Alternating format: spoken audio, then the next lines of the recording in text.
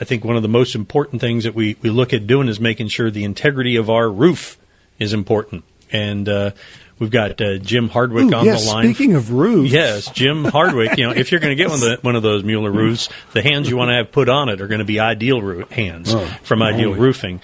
Good morning, Jim. Good morning, guys. Hey, Jim, I got to ask you, before we get into anything else, I'm asking everybody because you live up on the northwest side of town. How did you guys do through the storm? I feel blessed. I mean, I only got a half inch in my home in certain areas, and that's nothing compared to what everybody else is going through. So, the neighborhood fared fairly well, but I'm just sheetrock and insulation. Jim, did you get the kick plates off your cabinets? Yes, kick plates off, drilled a 1-inch hole every 3 inches, and put fans on there you go. immediately. And I think it's going to be Jim okay. and I had a conversation the other day about drying out his cabinets. Right, well, hold on a second, Tom. Hang on, let's back up a second. What exactly did you do with your cabinets there, Jim? There you go. Well, Tom had called me and was saying, hey, you can save those cabinets, and gave me some great advice by the kick plate that's on the bottom. Pulled that off, and actually it wound up being sort of a veneer finish, and that board that goes across was too difficult to pull off, so I drilled 1-inch holes every 3 inches, and then put 3 fans right underneath it, and just dried it out. That's great. All right. And Jim, take a little Consan Triple Action 20 and water mixture and spray it in there. Yep, I listened to you yesterday, and I've already done that. See, he's not just a home show pro; he's a listener too. That is right. Jim's a good man. All right, so Jim, I have one question in here. One of the questions somebody wrote in here. I'm going to go looking for here real quick. A professional would have already had this here, so I don't do this professionally. Here we go. Jerry up in Tomball wrote to us. Maybe you can help us with this question he wrote in. He says he looked at his roof today, and he's worried after Harvey. He had no leaks, but the granules are all gone in many places on his roof, and he has black material showing. It's about 20 years old. Is this something that insurance is going to help him with, or is this just a worn-out roof? Well, and that's a difficult one without seeing it and answering that directly, and I'll tell you, a lot of homeowners don't go out and look at their roof every day, and we do get that question. But it's after a storm, then they look at it and realize how worn out their roof is. They very rarely go look at it before and see how it was. But loss of granules is usually, a worn out roof. In a situation like this, we had very little wind. I can't imagine there's going to be a lot of windstorm damage unless there was the spotty tornadoes around town, then you're going to have some damage that way. I think the damage would be more profound than loss of granules if you had a tornadic activity in the neighborhood. Yes, that's right. Yes, and with all that wind, you have an old roof and you have a lot of loose granules up there anyway, and when you have 4 days of rain, it just washed all those loose granules off all at once.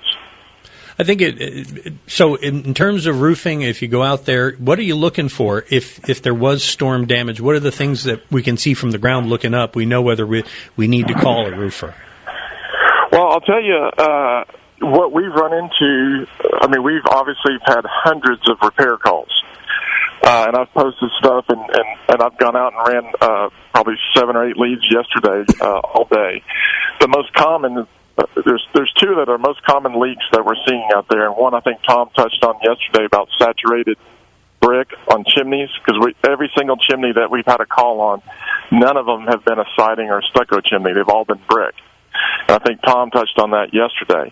The other one is... We touched on it earlier this morning as well. Yeah, because you texted me, and I didn't get the text till after the show. So that's what I wanted you to kind of go through. Talk about that for a minute, because we have people coming and going.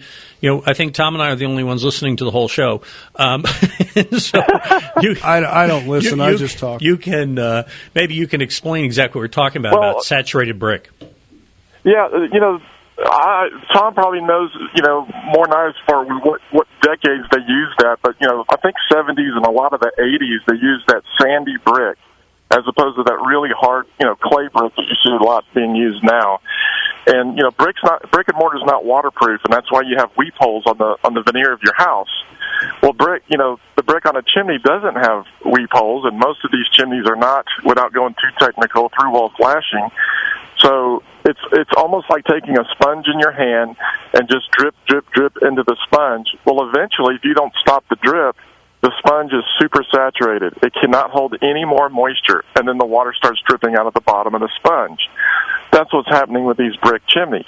That brick absorbed so much water and moisture, and it kept raining for 4 days, that it finally started going into the house. Gravity's pulling it down through the brick, and we're seeing a lot of brick chimney leaks. The second one we're seeing... Go ahead.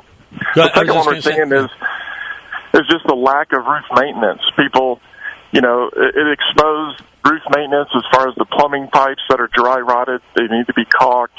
I went on 2 yesterday where we look up and they had new hot water heaters put in, and you look up at the pipe, and the hot water heater that they put in was 6 inches taller than the old one. So the plumber didn't go up there and pull the collar down.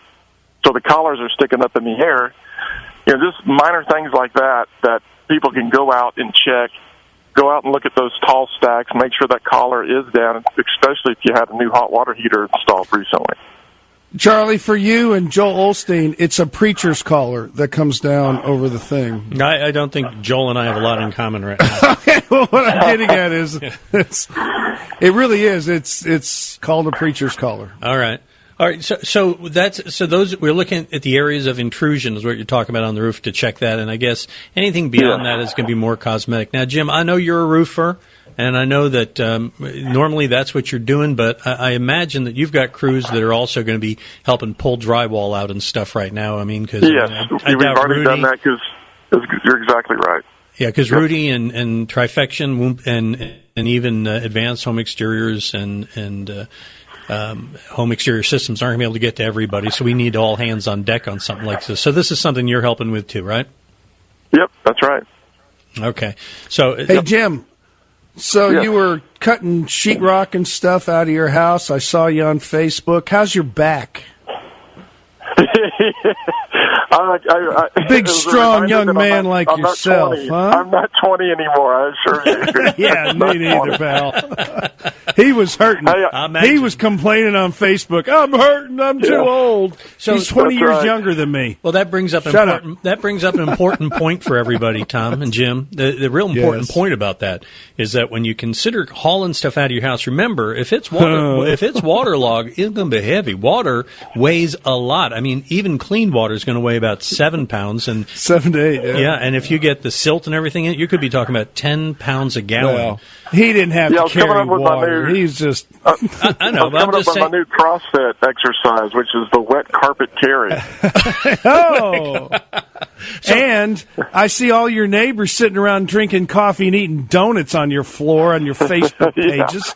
What is that? Moral support. Oh, okay.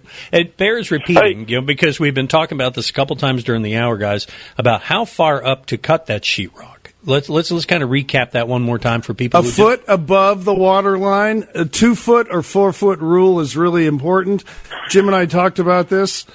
Sheetrock comes in 4-foot by 8-foot sheets. If you can do it by 2 or 4, you'll get maximum use of your material. All right. So you want to get that out. You want to get any insulation that's wet, and it may is it Tom? Is it and Jim? Is it that insulation is going to wick the moisture up higher behind there than maybe even your cutting, or is that how high you have to cut? Is as high as it wicks? Well, Jim, you told me you only had a little bit, but you had to cut more because your sheetrock wicked up really high.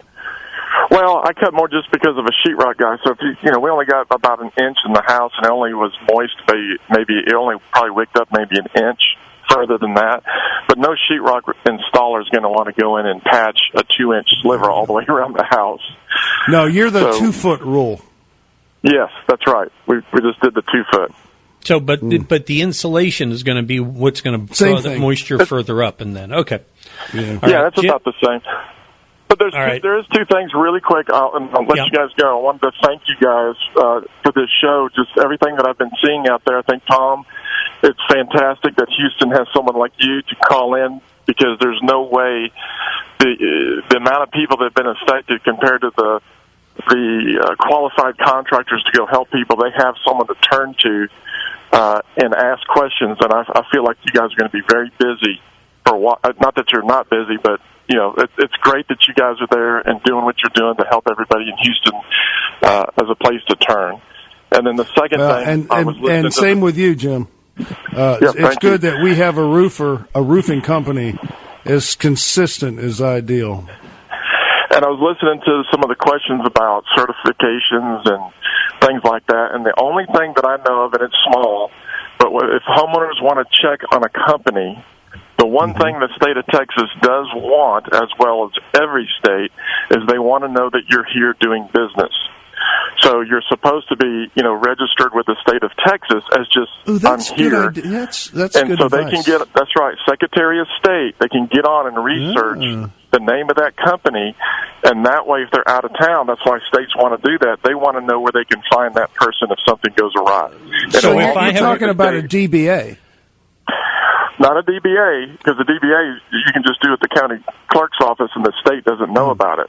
It's registered with the Secretary of State of Texas, and it'll tell you the date. So if they say they were just now registered September 1st or August 30th of 2017, that means they just started. Or if you can't find them at all, then the state doesn't know they're here doing business. And you should stay away from them. So check that out. We will get a link for that and put it up. Yeah, we need to do something like that. That's a great piece of advice. Yeah, Tom, we'll put a link up for that at HomeShowRadio.com this morning when I get out of the studio. I'll go. Hey, Jim, you're a smart guy, man. That's why I've run across it before with people using my name, so that's why I've run across that. Right. Jim, well, you're not so smart where you can hire someone to take your carpet out, Jim, I can't thank you enough for being here. So we're going to move along, though. I appreciate you being here, and thanks for all your help. And, Ideal Roofing's there to help you along with all the other Home Show pros you're going to find at HomeShowRadio.com.